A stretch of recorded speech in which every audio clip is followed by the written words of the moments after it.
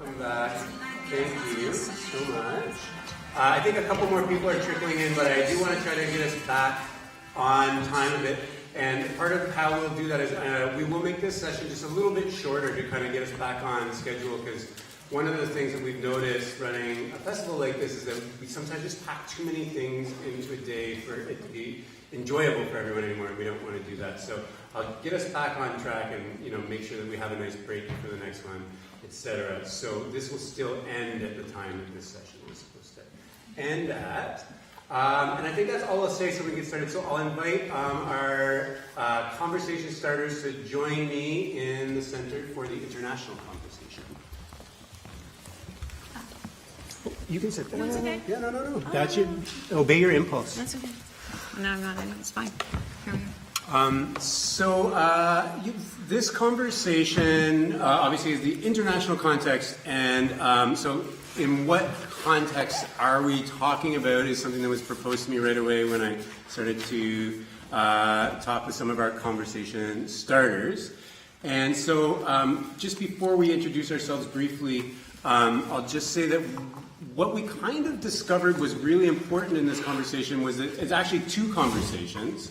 One is, what is the context for Canada and Canadian artists to be involved in international scenes and international markets? And the other, just as important conversation is, what are the opportunities for international folks to come to Canada and also be here? And for me, that really resonated with what Edem had offered us in the last session, just about how can there be reciprocity in these relationships. So maybe we'll go around counterclockwise, and Iman, you can just introduce yourself briefly first. Sure. Hi, my name is Iman. I'm an artist and researcher based in Devon in the UK, and my practice explores the world-making capacities of plants, soils and people.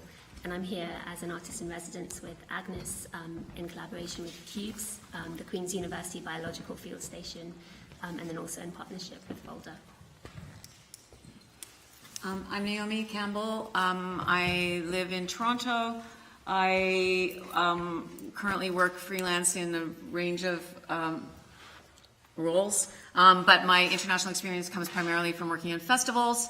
I was the artistic director at Luminato for 5 years, 2 of which were COVID, so international in theory, but not in real life. And before that, my international experience was largely as a producer touring works with Mammalian Diving Reflex and others internationally. And yeah, happy to be here. Hi, my name is Gala Hernandez. I'm an artist, filmmaker, and researcher from Spain, but based usually in Berlin and right now in Toronto because I'm an artist in residence at Connected Minds at York University. And I guess that's why I'm here as well. So now I live in Toronto since February. But I've lived in Madrid, Barcelona, Paris, and Berlin, and now Canada. Happy to be here as well. Sorry. Hi, I'm Clayton. I'm a artist, curator. Oh, sorry, did I do the wrong order? No, you're doing it. Perfect. What am I? Artist, curator. I'm based in Birmingham. I'm from Toronto. My kind of primary realm of work is in contemporary performance, but I dabble in other things. I have famously dabbled in theater. I famously dabbled in architecture. A group show I'm part of is representing Canada at the Venice Biennale of Architecture this year. I do random things. I do whatever, wherever the wind takes me, is what I do. And I currently run the Fierce Festival in Birmingham, UK, which is a live art festival. Sorry, I'm good.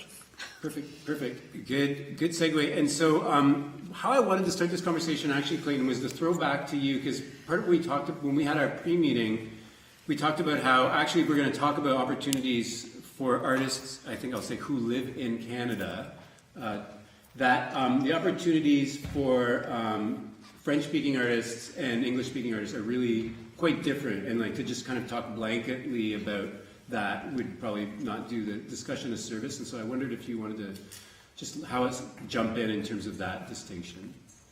Yeah, I can speak to it from an international kind of presenter context. And I don't necessarily define it so neatly as like English language or French language.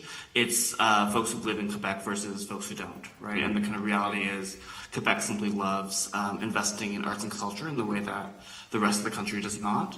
So that they, you know, the kind of works, again, in the kind of lens of contemporary performance, the artists that often get opportunities to tour are Quebec ones, right? And it's linked to any number of larger kind of initiatives pushed forward by Quebec. If we think about FTA, for example, that's just finished, you know, they pay for international presenters to come, free accommodation, free travel, et cetera, et cetera. So that's an immediate kind of leg up. And in addition to kind of Canada Council funding, there's also additional funding bodies that kind of support Quebec artists to move outward in ways that are asymmetrical, certainly to Ontario, which I'm quite familiar with, but also I imagine the rest of the country. Mm-hmm, mm-hmm.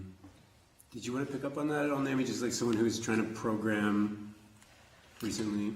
Yeah, I mean, I also just, if I could, just to harken back to the conversation earlier today and yesterday about the interesting thing about the reason that Quebec has that kind of funding is because Quebec's government is interested in nation building and nation maintenance and, you know, identity and language and all of the things that English Canada has always struggled with, and that it was a very conscious cultural protection decision on the part of their government, which obviously they've done very well by. And a lot of European presenters, when they talk about Canadian work, they only mention Quebec work, and that's because, I mean, this is a little less so now. I would say less so in the last 10 years, but prior to that, it's because that's what could afford to travel. And I do think when you look at the stuff that gets presented internationally, even in Canada and out of Canada, the larger works until recently, and we spoke about the National Creation Fund yesterday, but all of that, the work that tends to get, lauded, booked, well reviewed, is a lot of it has been from Quebec because they've had more time and resources to make the work. I don't think it's because Quebecois artists are inherently more talented than English Canadian artists. I think it's because of resources and priorities on the part of that government. So that also makes it easier to book a show from Quebec than from British Columbia, not because of, and let's say that the travel is the same, but because you probably don't have to pay for the travel for the Quebec artists, and you do have to pay for the travel for the artists from BC. So just from a pure presentation perspective, the stories that have come across the country, largely in Canada they would be in dance, but internationally have come out of Quebec for that reason, just because it's easier and it's less pressure on the presenter. And the FTA doesn't have more money, but doesn't have to spend all of their money on the same things, I would say. And they have more venues, and there are other ways of presenting the work in Montreal that are easier. It makes it easier to do, and an audience that's been going to the theater and dance forever. That's the other thing. Like, there's an audience, and that's a different thing. Gala, you mentioned in our conversation, maybe actually I don't want to give away what you might say, but I'll just say that you had not anticipated living here until you did, because of Connected Minds. And I just wonder, what was your experience of what Canadian culture was like before you came here, and has it changed at all from being here? Yeah, as I said, I wasn't anticipating it, and I'm very happy to be here, actually. I didn't have any idea or mental representation of Canada or Toronto, actually, in my mind before moving here. Maybe because of, the lack of cultural products that arrive from, actually, in the last years, in cinema, because that's the industry that I know. Yeah, in film. I don't know much, unfortunately, about theater, Canadian theater, but in film, in the last years, it's true that there's more and more Canadians co-production happening with Europe, especially with Quebec, of course, but also not only with Quebec, also from the rest of. But I wouldn't say it's like a country that I had a clear picture of Yeah. in my mind, unfortunately. And now I really like it, so it's a very nice discovery. But yeah, I guess cultural imperialism from the US is kind of the kind of products that come from this side of the world to Right. Europe. So we're kind of co-identified with that imperialism. Yeah. Yeah, that makes sense. Did you? What's your take on this, Iman? Yeah, I mean, I'm also the same as Gala. I didn't anticipate working in Canada in any way as an artist, but I did have a connection through family living in Toronto specifically, and so it always felt like a place that I visited and would call like a second home because of family connections here. And so that was quite interesting. But for me, like, I think because my work is so site specific and so site based, there's always sort of been this question as to like what it means to make a work in response to a landscape that I'm not local to. And working like within a residency capacity in lots of different places. I was based in London before, but then ended up kind of my practice ended up kind of taking root in Devon and Cornwall and in the southwest landscape of England. And so from there, like I started as someone who was looking into invasive species, almost thinking, am I an invasive species here in this new landscape? And what does it mean to belong, or for my work to belong in this place? And so there was always that kind of question sort of going on in my mind, what it means like in landscapes where like you are trying to find more kind of healthy relationships and more interactive and reciprocal relationships, as you mentioned before, what it means to sort of create work in response to a site that you don't necessarily belong to. So that was kind of where I started. But I was also thinking of that in relationship to artists that I really admire who do kind of take on residencies in that way, who kind of question that very notion of feeling like alien and invasive, and the language that we use around kind of nation states and where that language of settler and native have come from. And I'm thinking of an artist like Ingrid Pollard, for example, who worked on a long-term 3-year research residency in Devon around the Fern, and was able to kind of unpack a really amazing local history of folklore around this specific species through being someone who wasn't from that place as well. And so I think there's something kind of interesting in that interaction and exchange that, like, I don't know what that is yet for me, but it's kind of nice to also be in that process as well. Before we go to opportunities for international artists, which I think is an important part of this conversation, I just wanted to kind of stick on this. So, like, I feel like we kind of have established that there are, in fact, better opportunities for Quebec-based artists. Okay. This makes me reflect actually on something that Naomi and I worked on a long time ago, which was a political organization called Department of Culture, which was invested in the 2008 election, which was like an arts election.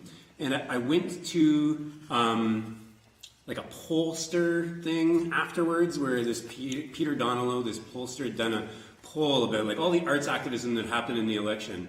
And he polled both Quebec and English Canada. And the English Canada response was basically like that they kind of agreed with the Prime Minister at the time. Prime Minister Harper said that like ordinary Canadians don't care about the arts, was this big phrase that came around there. And that actually like that was a this kind of that like supporting the arts as a waste of tax dollars was a thing that still resonated even after that election. It didn't go that well for them, but that it just destroyed them in Quebec, and they pretty much lost the election in Quebec because this idea of cutting arts and culture was so unpopular there that they just didn't win a single seat in that province. Hard to form government when you do that. And so it makes me reflect that the problem is not just money, but convincing the other people in not Quebec that the money is a good idea. So my question for the panelists is like, how does anyone have any thoughts on how we could show the value of the work that we do to folks like outside of those who come to FOLDA?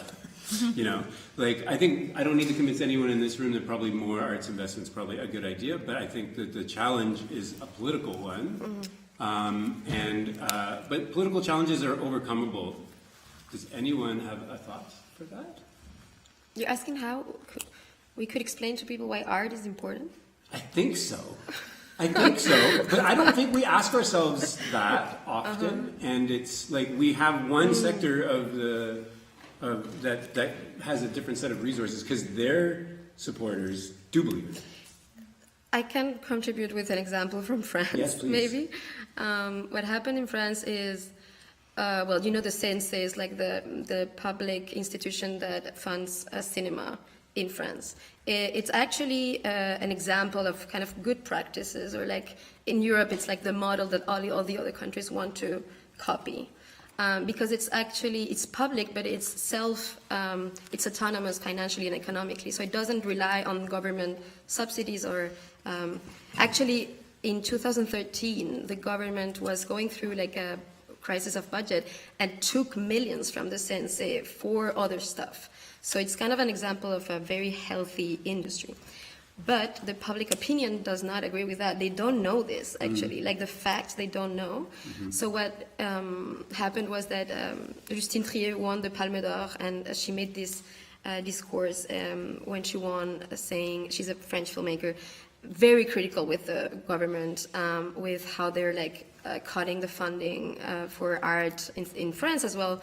And then all the government members were like, oh, she's so ungrateful. She's like biting the hand that feeds her. And everyone like on social media was so like mad at her and like criticizing that she was ungrateful because cinema is a subsidized industry, right? Like it's like you're stealing public money basically and you're living out of public money.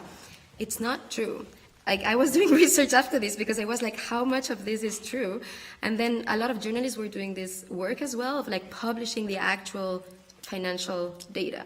So the CNC is actually completely autonomous, and there's something very interesting of how it works, how it's funded, which is for each ticket that someone buys to go to a movie in the cinema in France, I think it's 11%, almost 11% of this money goes directly to the CNC to fund French films. Wow. So it means that they take money from the box office success of American blockbusters, and they take 10% of this money directly to fund other French cinema, which is a very nice way, a very good example, I think, of fighting this cultural hegemony, right, of the U.S. cinema. That's an amazing example. Yeah.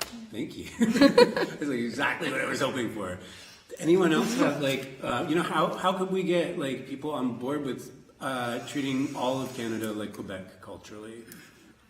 I think all of Canada is, I mean, again, go back to the notion of nations. Like Sure. we are a country of many nations, Okay. where the First Nations and other nations look at the cultural differences between Newfoundland and Alberta, and the connections between them, or the difference between Southern Ontario and the Yukon, or whatever. There's so many different. And I think the density of population is part of the thing. Like Quebec is, as a settler community, the oldest settler community in Canada. It is densely populated in a, geography. France, Spain, European countries are small, are densely populated. The United States is way more densely populated than we are. So I think like looking at Canada as a whole, it makes it challenging. So it's like maybe the way is to think about like how if like you invigorate nationally, like I'm not talking about separating ourselves into 13 different entities. I don't think that's a good idea. But I do think there are ways of like solidifying that the local responsibilities, right? The local commitment to the culture in your region, the provincial supports for things are actually get to people faster, more effectively, and don't separate us as much. Like when you're on a Canada Council jury and you have to do some kind of geographic, be fair across the country. It's not actually possible. But if you wanted to be fair within a province or within a city, you can actually affect a different kind of support and change. And I think that's just because it's such a big expanse, and so people don't know each other. Mm-hmm. Mm-hmm. I just spent time with cousins from British Columbia from Vancouver, and one of whom, just really quickly, one of whom's quite right wing, has not spent time in Toronto except to go to like a conference and the casino, had never spent time in our neighborhood, and just was like, wow, like this is different than I thought, and met my, queer family, and was like, oh, like they're not so bad as I, like, he was actually really like experiencing something that he'd never experienced, because he was coming to another country, and he was like, he was coming, another nation, but as he was my family, he came in my house, he experienced something different than he experiences in his house, and we're better for it, And I think so. I do think there's like international is also intranational. Like, what do we do about this? I think it's what's very interesting about this moment in Canada about interprovincial trade is also what's the interprovincial cultural trade that can happen out of that too. Like, what's the opportunity there for us in this moment to distinguish ourselves from America, the United States perhaps, but how can that actually benefit the artists in the country? I think it's an amazing moment to say, okay, Mr. Carney, you want us to be Canada? Well, then let's just reinforce the cultural voices that we have here, which are from all over the world, which comes back to the international. We are, as a country of settlers and immigrants, the stories and the voices that matter here are from all over the world. I wonder whether it's also about almost creating a series of case studies as well that chart how a lot of activity that's happening is actually kind of having a benefit financially as well. So how the culture sector is benefiting us financially, because there seem to be all of these really interesting opportunities and programs in place, like the one you mentioned, Gala, with the Sensei. But maybe things that we don't necessarily know about because they're not in our locality. So being able to have almost like a database or somewhere where you can start to search and kind of learn from different sort of cultural institutions how they're sort of navigating this as well is quite interesting. I know I'm speaking about that from an example with a climate justice organisation I work with in the UK called Radical Ecology, and they put on this programme called Open City in Plymouth. And this was a couple of years ago, and it was speaking in a local context to the history of colonialism within Plymouth, which is this port city. It's famous for the Mayflower ship sailing out of there to Massachusetts, and it's got like a really interesting history because it's known as a city of culture. It's got 10 NPOs, which in the UK are national portfolio organisations. So kind of cultural organisations of significance. So they're trying to think about how they can mobilise arts and culture to kind of speak to the colonial history of the city, but also build connection and find ways of making culture more accessible across all of our respective communities. And so the programme that Radical Ecology put on there was all about essentially trying to build connection across different communities and think about how these hyper-local issues also spoke to global kind of conversations around movement through water, for example, apartheid, and sort of trying to create connection as well. So bringing in artists from elsewhere, but also speaking to artists who were very hyper-locally working in Plymouth. And so maybe there's a way in which the programming can sort of create that right balance as well between speaking to the local and the planetary.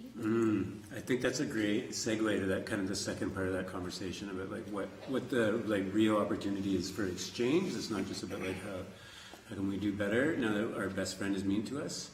And I wonder, Clayton, you program a festival, but you've done lots of weird residencies too. So you probably have lots of thoughts about what could be what could have reciprocity, reciprocal. What could be reciprocal? Yeah, I mean, I think reciprocity in this context is tricky. And I think it depends on predefined structures, I think, to support them. And what I mean by this is when I was at Rhubarb, we created this kind of contemporary performance exchange program where we partnered with 3 European/UK festivals, and the idea was to send artists to each other's context and kind of receive artists from each other's context, which of course worked quite nicely. And this was a kind of very legibly reciprocal kind of exchange that we built in, and that kind of Canada Council supported as a sector innovation, whatever. But I think in these kinds of one-off things, it's like when I get invited to do a residency in Hong Kong, for example, it's like I don't necessarily think of that as in a kind of immediate reciprocal kind of relationship. It's certainly kind of a long-term relationship I want to build on and to find kind of avenues for future things, but it's not, I don't think it can be as simple as like, okay, I'm going to go over to Hong Kong, therefore I will bring an artist from Hong Kong over. Like, that's not how it works. And I think the kind of reality of this industry is the kind of long-termness of it, right? Like a relationship I built 5 years ago will manifest in 10 years. And that's just how it works.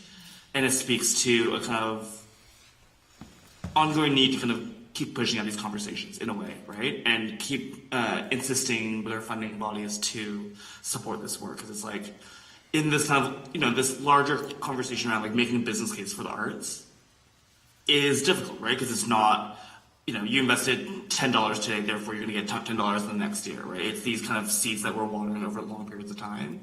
So I kind of challenge this kind of immediate kind of reciprocal thing, I think, to a certain extent. Because it doesn't give that kind of legible success in the short term that kind of our funders or sponsors kind of crave. Yeah, I wonder, with Gala and Aman, you're both doing residencies right now here in Canada. I wonder if each of you could just speak about if what we should be thinking about to make doing a residency here attractive from your perspectives. I mean, Connected Minds is great.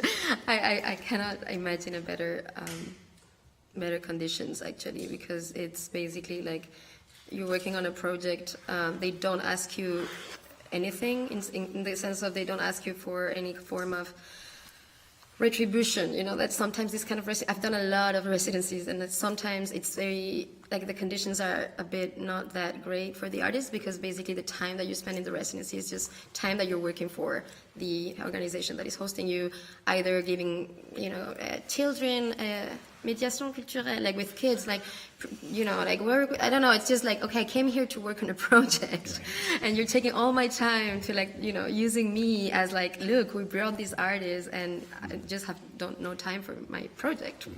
So yeah, I guess a good thing is accepting this idea that we're bringing someone and we need to leave this person alone to work. No, really, a little bit let them work without asking them maybe a form of, but also I think let them work and connect them with the tissue of the city, of the local scene, right? Which is also something that I think is very important, and that Helen, like the person that is coordinating the Connected Minds residency at York, has done very well with me. Like I arrived and we were making a list of, okay, which are the places in Toronto that are linked to cinema, film, moving image, whatever, and we made it. And then she was connecting me because she, for some reason, I don't know, I guess Toronto is kind of small in the art world. She knew all these people, so she was like, so now I basically know all the artistic directors of all the cinemas and festivals in town, which is long-term relationships, I hope. The director of Images Festival is already kind of thinking of inviting me next year. So it's like this kind of how to have someone that is not staying on the surface, but actually, if it's only for 6 months, but actually getting a bit deeper on the social fabric of the art scene, of the local art scene. So not so many constraints on what needs to be made, but some real resources into having that person be part of the scene of their form. Yeah, and I guess of course it's a bit like you have to give the organization something, right? Like they're funding your residency, they're funding your life for 6 months, which is amazing. But I guess doing your project with local collaborators, which is also something that I'm doing, presenting your work in the city, which I've also done, giving workshops, so basically sharing your practice with the local people, but not so much that it becomes the only activity that you're doing, because then it's not allowing you to advance on your project. Basically, this is, which I've had this experience before. Yeah. And I think something very interesting in the best residencies that I've done are always linked with or a topic or local. Like it's like you have to have a reason to be here, right? That is, I don't know, like I did one in Madrid for a year, and they asked for all the candidates to have a reason to be in Madrid, a link with Spain or Madrid. Like, you know, there has to be some kind of form of interaction with the country you're visiting. Thank you. Iman? Yeah, I would agree with all of that. I think it's finding that commonality as well to begin with, like that sort of shared or mutual interest, which comes a lot through like the process of listening and sort of figuring out what it is you want to do before the residency actually happens. So for us, like Sonny, who's the curator on this residency, there was a lot of like building work that sort of went into sort of planning it beforehand and sort of thinking about kind of what we wanted to do when I was here. And so that felt really important, and it came from like something very specific that I think we were all sort of mutually interested in as well, and what could happen out of that. But also during my time here, Sunny has organised lots of opportunities like you to meet other artists and creatives and people kind of working in different fields between art and ecology, which is where my interest lies. And that has been really interesting for me, because I think those conversations, though they might not be kind of recorded interactions or might not necessarily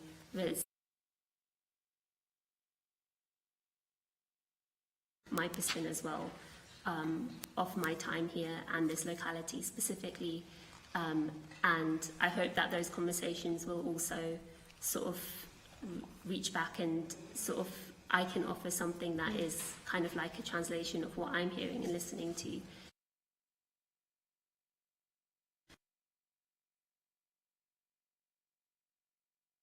Strategy by Adrienne Marie Brown. I'm not sure if you've heard of it, but it's a really interesting book all about kind of how we can learn about the systems, how in social justice movements we can learn about systems at play within nature. So whether it's like the sort of movements of ants, for example, or starlings, and in that, like she talks about interdependence and how it's not about like the equality that those interactions sort of offer in real time, and sometimes you can't, like within a reciprocal relationship, see like what's emerging straight away that is that sort of kind of balance between what you're giving and taking from a place, and sometimes it takes a lot longer for that, and so just giving room for that feels really important as well.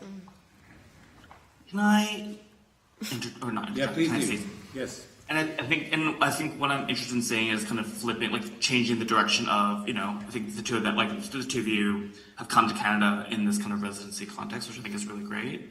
But I think flipping it on its head in terms of like Canadian artists kind of going out, I think the ongoing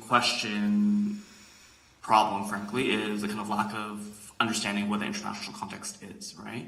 Especially in the framework of contemporary performance or theater or dance or whatever. It's like, artists who are working in Canada in those kind of milieus are trying to get gigs within the country for the most part, right? They're actually just not aware of the kind of avenues that are open to them internationally. And I think I also wonder, like, what are the strategies to open up those conversations too, right? So, like, you know, if you attend a festival like FTI, you can get access to those presenters in small ways. But actually, for the rest of the country, it's like, what are those avenues? And how does that actually shift the kind of imagination towards a quote-unquote career presenting work internationally, if that makes sense. Now is the time we should add some chairs to, you know, facilitate further contributions to this conversation. And while we're doing that, I'll offer an anecdote thought, which is the producer of the movie The Apprentice has been like on the front of all of our news media here in Canada, because you know The Apprentice is this movie that's made about Donald Trump, and then they won all the awards at the Canadian Screen Awards, and so he had this statement. I guess I didn't see it, but I quoted in the newspaper. It said like he was talking back to the director of the film via the camera, and he was saying like, if you want to make I told you, whatever your name is, director, if you want to make serious work, you need to come to Canada, because you can't make it down there anymore. Which made me really happy because Dan, the producer, I've known since high school, so that was really nice. But also, I reflected on it kind of separate from my personal connection. I was like, oh, is that the opportunity here? Like that this is the place where serious work could happen? Like, we brand ourselves as that?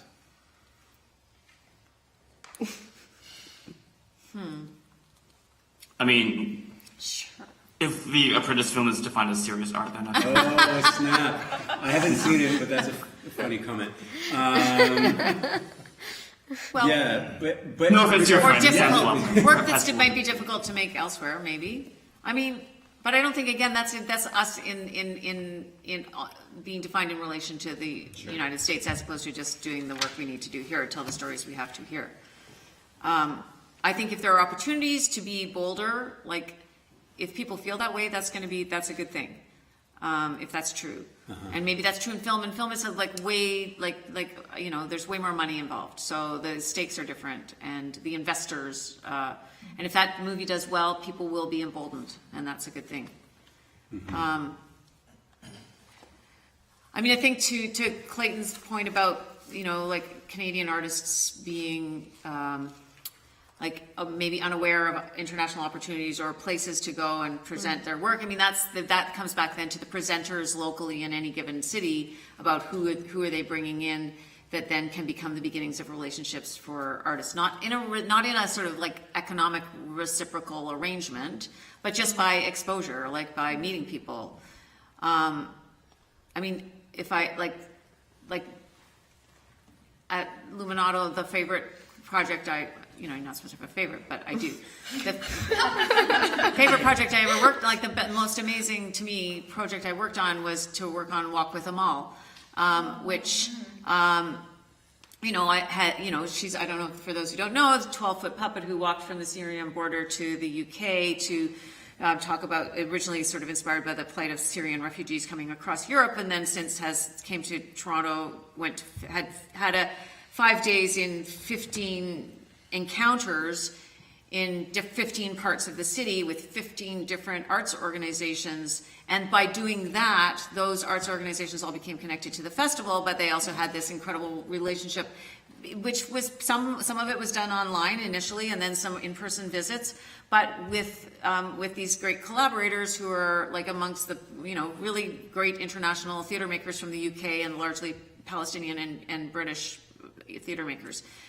Make up the core of the team, but also the puppets are made in South Africa, and like it's a super international project from it, like the team that makes it, and then that comes, and then the stories in Toronto are very international stories because you're going to Brampton and you're telling a South Asian story, and you're going to, you're telling you're walking through Kensington Market and you're telling a different story. Like it's, and it was just this incredible tool to like engage with a lot of local artists, but also to connect them to these great international artists who some of whom may continue to collaborate with them.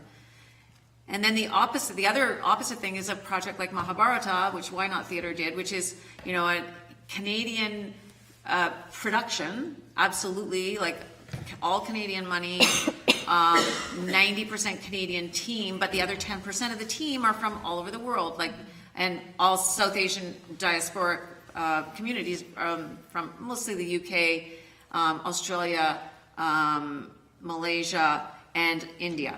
But they've all, they are traveling as a Canadian company with an ancient Indian story. Like it's this, and that too feels like I now know people. I was lucky enough to work on it briefly, and that I know these people. The great privilege of the work that I feel like I've gotten to do is I have these relationships with people around the world, but that means that the people that I know, I can say to Clayton, oh, you need I know this great actor who lives in Liverpool, that's close to Birmingham, you should connect with him, whatever. I mean, we can continue to tie ourselves to each other and, and weave our communities together, which makes us all more accountable to each other. So when bad shit happens in other parts of the world, we have friends there who we care about, who we're responsible to, who we have to help. And if we want to, that's part of the activism for me, is being responsible to the people I know around the world and that I know because of the work I do. Lucky me. But for an audience that may not have the experience that I have, your responsibility as a presenter is then to bring those stories into every community that you can, because then that's what, that's the efficiency of and for people who, if you can't afford to travel, you can travel to your local theater and have an experience that's international. And that also may be about your family from 3 generations ago, or your, whatever. That's Perfect timing. yes. Would you introduce yourself? Yeah, sure. I'm Pratim Sengupta. I'm a professor at the University of Calgary, and my work lives at the intersection of education, computer science, but mainly over the last decade I've been working on counter memories from really a theatrical perspective. And I wanted to offer a disorientation to the conversation.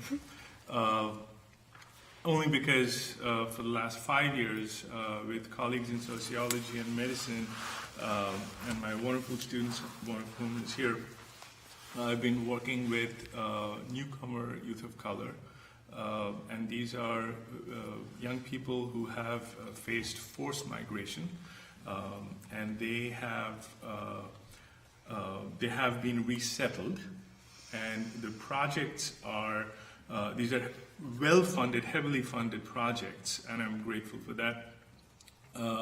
And they are there to the funding is to help us understand the experiences of resettlement beyond the policies and the processes, and what we find is sadly unsurprising, that childhoods and youth, as we have defined it, don't exist for youth facing forced migration. And what they, over the last 5 years, over the last 3 years that we've been working with this group of youth, they have chosen various kinds of representational work as the way to engage with us and with society. And initially, we thought that it's just a matter of storytelling and story work. Over time, well within, I would say, the first year, into the first year, we realized that this is about something else. This is about dignity. When they have been resettled first of all, the residential segregation is just apparent. The city core where we live, and even if you look at like the tree cover map, it's all green where we live, and it's industrial, almost 85% industrial where they have been resettled. You know that, right? And this is, and even access to green spaces, connection with land is not something that they can even establish. When I visit their homes, the sidewalks are not inviting because every house has about 5 cars. If there are 5 members, adult members, each person has to go to a different job to make ends meet, right? And so the street is packed, and the kids, all they do is the youth, they walk from their home to the bus stop, and that's it. That's the interaction with the city. When they come back home, they have to do the housework. Right. So, and why am I saying all this? Because what happens to theater, what happens to art, if there is a systemic and systematic destruction of childhood and youth, right? And so this is, if we think into the future, will most of the world be facing forced migration, given that most of the world's peoples live outside the good parts of the world, good as in financially good parts of the world, right? And so what happens there? Even yesterday, I thought the conversations on gathering and anthems were great, but they're already settled conversations. We're assuming a settled population. But most of these youth, even when they're settled, they're settled by force. They're happy to be here, but they have severed connections by force. The state doesn't allow them to connect back with the lands that they have left and the families that they have left, if you're a refugee, for their safety, right? And so anyway, in that mess, given that most of the world outside Canada, we are a nation of many nations, but we are also a nation among lots of other nations, right? And it's the other nations that I worry about, that we don't speak of. Just a thought.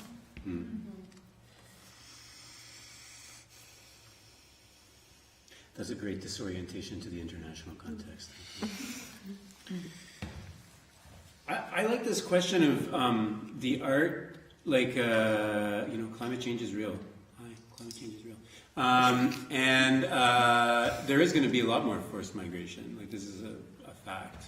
And so I think one thing that I pick up from that offer is about, like, the art that will be required in the future is not the art that is required now as we enter into probably more precarity, more disaster, more kind of like haves and have-nots. But there's forced migration in Canada this week because of climate change. And there's a whole bunch of people from northern Saskatchewan who just arrived to live in St. Catharines. Yeah. Like, so what do you do for them? Like, what do we do for, how do we respect their culture in a very different kind of town? Like, we are not the safe haven either. I mean, we parts of this country are probably safe for a while from climate change, or safer, but we're not immune. And I just think it's an interesting question. We can start to practice whatever that is, like how the art is different. We don't have to wait. But also the art is important, because for these youth who have been resettled, they attend schools, but they are tracked completely separately. And it almost feels like you're back in Jim Crow southern US. The remedial classes that they're put in, and you see the difference in color. You walk into these spaces. And it's for them to be able to engage in theatrical work, to engage in filmmaking, to engage in creating these immersive simulations, for them, it's dignity. And so that, to me, is a more profound realization that is what art was for them. It truly became a place where they saw themselves as intellectuals, not just bodies. And by the way, without fail, every single non-South Asian kid in that group has been forced into, like, they wouldn't call it forced themselves, but we see it. They're being forced, even as we speak, into vocational low-wage body labor. And this is happening through the school's counseling program, right? They're not being told that you can be a photographer. They're not being told that you can be an artist. They're not being told that you can do all these other millions of things. And they're also being exposed to your program as a specialized program, not a given, like not like somebody spoke to yesterday, like that there's not art and theater and music and dance integrated into the school system anymore as just part of the regular curriculum. You're special. You come in for 3 years. You change a cohort's lives. You make an amazing example, and then you might disappear. And then what happens to the next group of kids? And that's a big question for us, to the point where I think I've more or less consciously taken the decision to let them reorient what I do professionally in the future. So, and I can do that because of the academic privilege I have. I wouldn't be able to do that if I was just starting out as an assistant professor 17 years back. And so there are lots of layers in between, because the academy would reward me for a good paper. That's in the end. And the dollars that come in for funding. Yeah. I'm glad you said that. I almost stepped into the last conversation to kind of make a similar point, which is that I do think that, there's different levels of privilege, and also like the concept of risk came up earlier, and that in particular institutions will always be risk adverse, especially the administrators of institutions, and so those of us who have positions of privilege, and like in particular tenured professors I was thinking of, that is a lot incumbent on us right now to push back against things that are just actually risk adverse but can have really damaging effects, for sure. But fear is real, though. I mean, I have to be careful. We have to, my colleagues and I have to be careful about posting images, like photos of work that they're doing online because of being doxxed. It has already happened to one of my collaborators. I mean, it's a very real threat. Yeah, yeah. There's risk for all of us. It's true. I can move out and make space for someone else. Ariane's here though. Hi, Hi. my name is Ariane Michaud. I'm thinking about this idea, you brought it up, I think halfway through, this idea that, and this is still, I'm forming this thought as I'm speaking it, but the idea that we can tell the youth that they can do whatever they want, that they can be artists, this languaging is really important in some contexts, but I think it can be dangerous in others. I'm thinking in particular, I worked with an organization called Juntos Collective, which was, it brought intercultural exchange opportunities between artists, specifically dancers in the United States and dancers in Latin America. We brought them together in Latin America to do workshops, to work in hospitals, but also to just be dancers together, to come into that space. And we would work with a lot of youth. And one of the big messages of that organization was you can do anything that you want to do. These were a lot of, young people that were inevitably through, economically disadvantaged, and usually lived and would continue to live the lives that their families would live, right? Which is they would stay in the same home, they wouldn't make a lot of money, they would do physical labor, things like that. And we practiced that messaging quite strongly at the beginning. You can do it, you can be an artist, and there were some really positive stories. Actually, some people that came to York University, and one young man who became kind of a radio TV host, and those were really positive. But what we also saw was that many of the young individuals that heard that messaging then used it in ways where they too were exploited. So a group of artists from a very small barrio in Guatemala started working for a big amusement park that needed performers. Performers that were doing sometimes 3, 4, 5 shows a day on stage. They were asking to learn how to flip, how to do things that their bodies were not made, none of our bodies are made for that stuff, but they also were never taken care of, they weren't given health care, and they weren't told how to take care of their bodies. So what we were seeing over time is, originally with this group of people, our messaging was, you can do anything that you want to do, and then a few years later we're coming in and we're teaching them how to take care of their bodies, how to avoid injuries. So many of them had back problems at that point, young men especially, in their 20s, who could barely walk.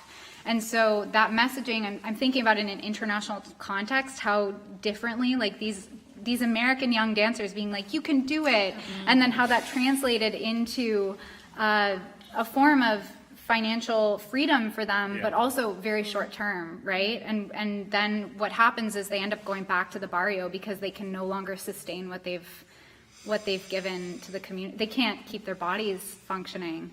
So it's, I don't know where I'm going with this, but that messaging can be so different depending on where you are. Oh, absolutely. Yeah. Funny anecdote, I'm reminded of my dad. When I called him to say that we bought our first home in Nashville, I was teaching in Vanderbilt at that time, he was surprised that someone gave a professor a loan to buy a house. And I asked him, why are you surprised? He's a banker, and he was like, why would anyone pay you for writing papers that no one reads? and that's so. Imagine convincing him that I would now be an artist. Yeah. I guess also. Yeah, I think this is kind of. Oh, sorry. You can go ahead. It's fine. Go ahead. You go ahead. Yeah, I think this is kind of couching into kind of my current kind of obsessive question of actually, there's been a trend in the last 10 years, 10, 20 years around the professionalization of the arts, right? What does it mean to be an artist who makes their money off being who makes their money off being an artist? And the ways in which that's been a productive and generative conversation, but also the way, in my opinion, the ways in which it's actually destroying things in many ways, right? It's actually, what if we think about art as a necessity, as art as a necessity, and what happens when we remove the conversation of pay from that? What are the things that open up when we do that as a provocation. You're going to say something. Yeah, well, I was just going to say, I guess thinking about, I guess, time and progress and how, I mean, I was speaking to one of your colleagues or your PhD student earlier about his work, kind of, well, with story work, but thinking about like animation and clay. Yeah, and that was really interesting because the way you were speaking about working with clay with the communities you're working with is like actually using clay as a medium to almost speak in another language. But it was also making me think back to sort of research I was doing around how clay also, like the process of touching clay, for example, has healing properties versus like if you were to use clay with gloves on, it doesn't have that same kind of process of kind of healing like within your body. And so I think there are ways in which kind of we experience, in a very privileged sense, the way in which art sort of allows us to be resilient and allows us to heal. But like the ways in which maybe that's not necessary, we don't make that connection to climate and social justice efforts either. So what are the ways in which kind of research around that can sort of help build a case for kind of actually working with art in a way that is kind of in the moment and for that resilience and for that dignity that you speak to rather than for any end output or goal. And maybe that in itself like allows us to think about like what it's offering in that moment now rather than, and allows us to kind of use it as a space of imagination to think about an alternative future without kind of putting any weight or pressure on kind of some form of progress or change in a way that feels like it's going towards something that we can't yet quite grasp in a way. So I wonder whether there's something about like time which we can start to explore within art, in which I think we sort of enter this very different notion and understanding of time that helps us to deal with major issues that we're facing right now as well. Actually, your work is a direct inspiration for some of the work that some of these youth want to do in the garden, following the potato, the colonial history of the potato. Yeah, and the reason I bring this up is because it was so part of this project, big project, involves them actually taking over a private residential garden and turning that into a community garden, and it's brilliant work that they're leading. And as soon as they started touching soil, they started talking about home in ways that they had never talked about before. So maybe, and I was noting down your comment on time, but even like maybe there is something between the local and the non-local, and that's the immediately local presence. Like in this moment, why are we so taken by words and ideas and not by the sensations? And I think art is a great way to ask these questions. Hi, Shantanu. Just to kind of build on the idea that, well, of course, we are here in a community of professionals, all of us, not me though, I'm not really an artist, but I kind of work with art with children, as Dr. Sengupta was mentioning. But also I think part of taking art into the community is also to realize the youth themselves, what part of their lived sensations and feelings can be intellectually valued as art, even though they themselves do not see themselves immediately, is also to open up the more technical aspects of art through a form of collaborative making, I would say. It's not that they always come with the know-how of it, but the know-how is really very simple, that an artist can provide. What is really needs to focus is these counter stories of pain, of the loss of dignity, of loss of land, of trying to imagine a home, and just really focusing on the microscopic granularity of their emotions that are really not addressed in the procedurality of their schools, their resettlement, the larger system, which is kind of always against them. So the artist or the person who is bringing art to them is also trying to bridge their emotions of what you're feeling as negative, what you're feeling as a loss is valid. It's important. It's beautiful, and you're not really simply alone in it. We are all part of the structures that has brought you here, but you're not really left with your own. So I think just doing that work, that labor with them, the emotional labor of caring for their stories, really makes whatever that we are facing. It could be something ecological, which could be something more societally relevant as forced migration, could be issues of racism and resettlement that we face in the Canadian context as well. Yeah.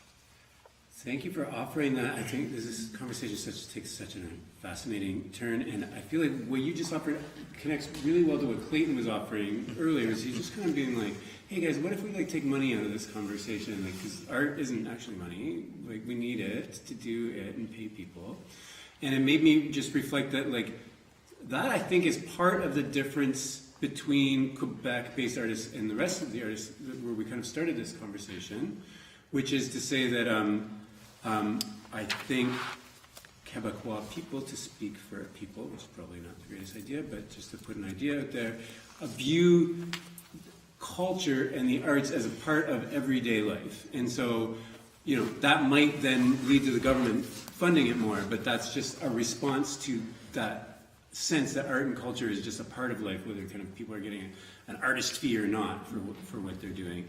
Whereas then when we started to talk about the other nations in Canada, we started to be like, these professional artists, what are the opportunities for them? And so I just wonder if that opens up anything for about what arts and culture could be in these other nations.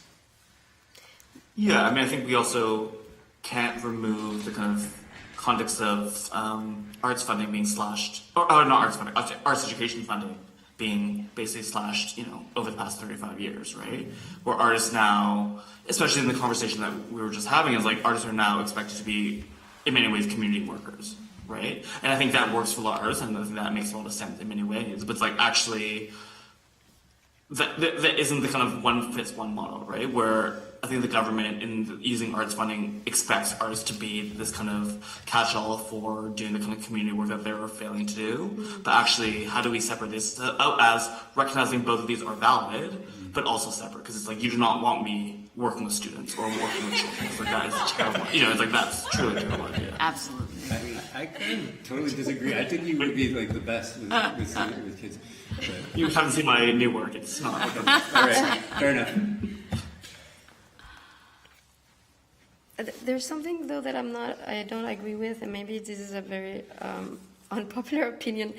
I do not think we should encourage everyone to be artists, or that everyone can become an artist. And I don't think art should be considered as something that is part of everyday life. Art comes with, being an artist comes with, it's a profession as well. It comes with knowing a history, having knowledge, technical knowledge, having it's not a hobby. And I think picturing it as something that is just everyone can do it. It's one of the reasons why they're defunding art. It's one of the reasons why they're not respecting art. No one can, not everyone can make a film. I'm sorry, but it took me years of studying and watching films and trying to make them and failing. And it's not something, I don't know, it could be used as an argument to delegitimize that actually artists, we are professionals. We just as a judge or a doctor. Yeah. It's not just something we do for fun.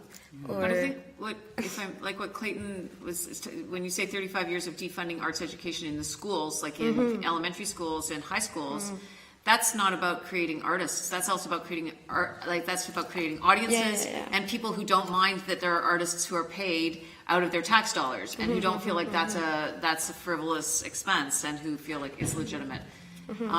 And in terms of, somebody talked about subsidizing. Mining and resource extraction is subsidized right across the country, big time. So, and relatively speaking, the arts are not. And I think, there's got to be a way. It's about, I don't know, I mean, it's very simplistic, but, the way, people listen to the radio, most people like music a little bit, most people like to have a picture on their wall where even if it's just a calendar from, the gas station, and like most people like, they like their clothes, like they're interested in all of these things that are fed by artistic practice at the base, and yet we don't make those connections. Like somebody who loves, a Broadway singer doesn't realize like they went to Sheridan College and they, had, a possibility of being in, Oklahoma in grade school or whatever. Like that there's long trajectories here that create both, and that, high art and, commercial art and other art are actually inextricably intertwined. And that message just seems to have been dismissed over time. And in the States, the until just now, I mean, one of the reasons that the NEA was not as important in the States is just because also there were philanthropists who who believed in the arts, and there's masses of money that's made in Hollywood that maybe then gets given to the universities in California to develop and support artists. So I think there's a couple of missing pieces in Canada that we could look internationally for other examples. And then you look to, the global south where there may not be, there's not arts funding. That doesn't mean there isn't art in all of those countries. And there's filmmakers and there's writers and, there's also do we over-privilege our position? Like those are two sides of a completely different. I feel like there's a tension that can coexist here because one time I did very serious conservatory art training programs, so I really actually believe in that arts are a craft and people develop an expertise and should be treated differently. But also people who know me know I really like basketball, and if I see a bunch of people playing pickup basketball, I'm not amateurs. All of these people playing basketball, that leads to then there being a professional basketball league where these guys get paid millions of dollars, and women do. And so there has to be this whole undercarriage, I don't want to say underclass, of people who engage in it and can respect the highest level of it, I think. Yeah. That's the end of my thought. Jessie? Hi, I'm Jessie. I absolutely think that everybody should have an opportunity, but I know that not everybody can or will, right? And that there are realities that I think in the current arts education systems where we're trying to get as many people into classes and get people through, that I don't think that we quite grasp that reality, and we're pushing people out into a world where there is not the work for them, and there is not the sort of balance of how are you going to live your life in reality. We talked about kids going into the sand or into the soil, and having that moment where they're reconnected to their roots. You talk about time and clay. My brain immediately, play. But I when I think about play, I think often about a rope, in sailing, when you want to have a little bit of play in your rope, as in there's a little bit of give and there's a little bit of take, because if it's tense, you're going over.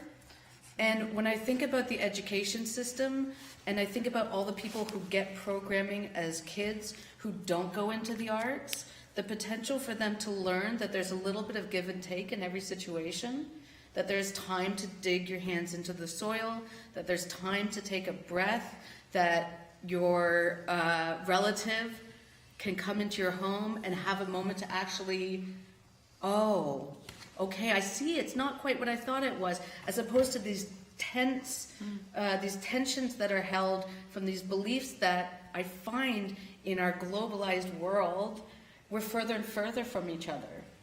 And so we lose our ability to have these conversations, to take this time to interact together. We lose our sense of play. Yeah, end of thought. Welcome. Hi, my name is Tracy, and it's a similar thread that Jessie and our other colleagues were... Pratim was speaking of, and Shante. And just that... and also bringing back the thread of not normalizing ways of being that we were talking about in the American context earlier today, that art as a way of being is something that needs to be sustained and encouraged.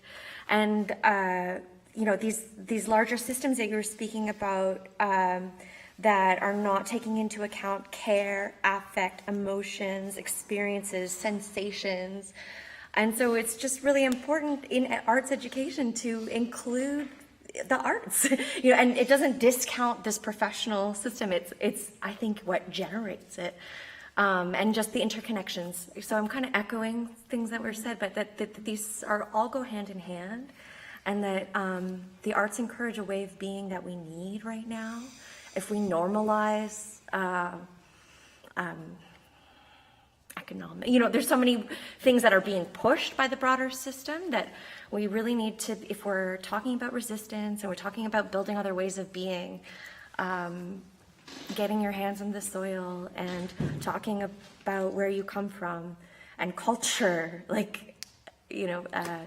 just really, I really believe in the work you're doing as well.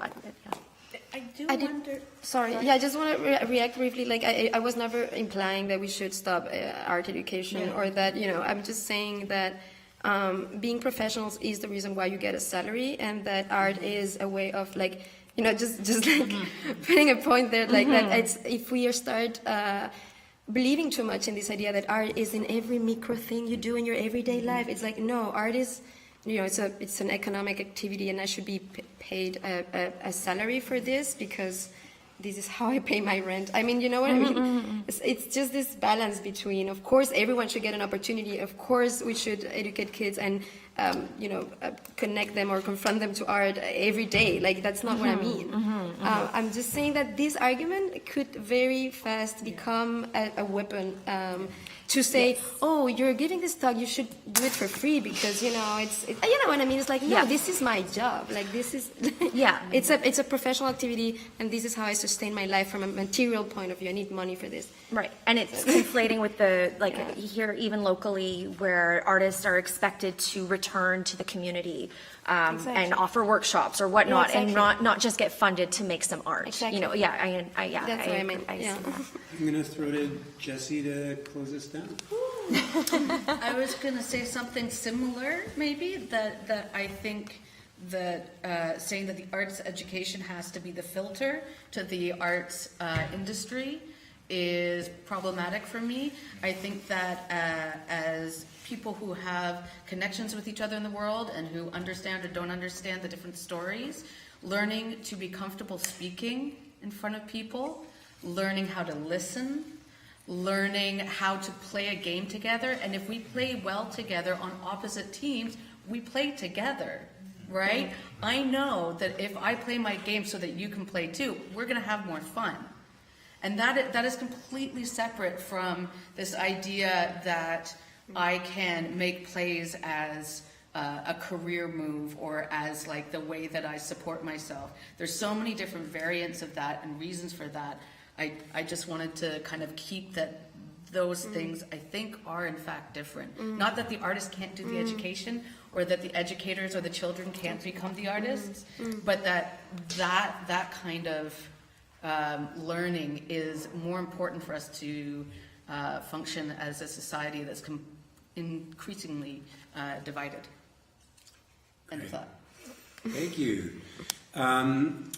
That concludes our international discussion. Thank you so much to conversation starters. Thank you to everyone who jumped in. Thank you, of course, to the listeners, too. We can always feel your energy here. And we have one more conversation. It will be also about 75 minutes. I think we're really concentrating this day on making everything so that the cognitive load of the day is manageable for all of us, which is a thing. But sandwiches are available. It's really nice outside. Have some water, have some coffee, and we'll do this once more. The technological context will be led by Adrian. Thanks. See ya.